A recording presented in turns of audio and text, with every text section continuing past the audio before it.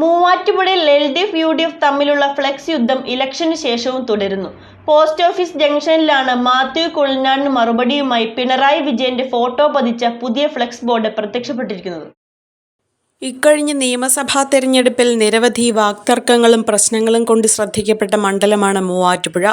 Muvattupuzha Koothattukulam MC റോഡിൽ മുഖ്യമന്ത്രി പിണറായി വിജയന്റെ ഫോട്ടോ വെച്ച ഫ്ലെക്സിന് UDFന്റെ മറുപടിയായാണ് ആദ്യം ഫ്ലെക്സിനെ പറ്റിയുള്ള വാക്തർക്കം ആരംഭിച്ചത്.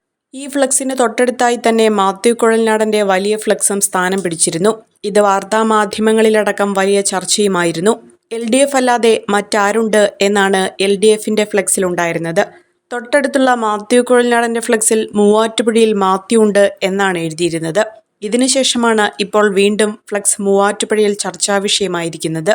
മൂവാറ്റുപുഴ പോസ്റ്റ് ഓഫീസ് ജംഗ്ഷനിൽ മാത്യു കുഴൽനാടന്റെ ഫ്ലെക്സിന് താഴെയാണ് LDFന്റെ മറുപടി ഫ്ലെക്സും സ്ഥാനം പിടിച്ചിരിക്കുന്നത്. മൂവാറ്റുപുഴയുടെ മുഖച്ഛായ മാറ്റിയ മാത്യു കുഴൽനാടനെ വിജയിപ്പിക്കുക എന്ന ഫ്ലെക്സിന് താഴെയാണ് മോനെ മാത്യു നിനക്കുള്ള മറുപടി വരുന്നുണ്ട് എന്ന LDFന്റെ ഫ്ലെക്സ് സ്ഥാനം പിടിച്ചിരിക്കുന്നത്. LDFന്റെ ഫ്ലെക്സിൽ പിണറായി വിജയന്റെ ഫോട്ടോയും ഉൾപ്പെടുത്തിയിട്ടുണ്ട്. തെരഞ്ഞെടുപ്പിന്റെ അവസാന ദിവസങ്ങളിൽ പ്രളയവുമായി ബന്ധപ്പെട്ട് പുറത്തുവിട്ട ആരോപണങ്ങൾ കെട്ടടങ്ങും മുൻപെയാണ് ഇത്തരത്തിൽ വീണ്ടും രാഷ്ട്രീയ പാർട്ടികളെ ചൂടുപിടിപ്പിക്കുന്ന തരത്തിൽ ഫ്ലെക്സ് പ്രത്യക്ഷപ്പെട്ടിരിക്കുന്നത്.